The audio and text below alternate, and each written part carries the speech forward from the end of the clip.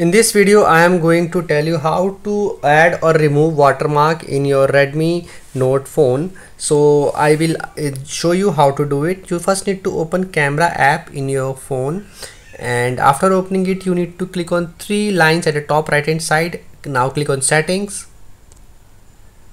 Now you can see watermark option is showing. Just tap on this. You need to turn on device watermark option, and you can use custom watermark as well. I have written PG, so I will simply write PG tech help. Click on save. So now I will just click one picture. Let's open this picture. So you can see Redmi Note 12 5G and PG Tech Help is showing. So anytime you want to remove watermark, you can again go to three lines and settings, and you can turn off watermark from here.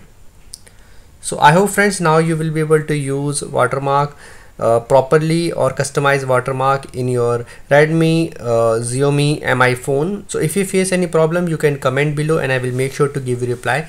And if you find this video helpful, just hit on the like button. Also subscribe my channel for upcoming videos.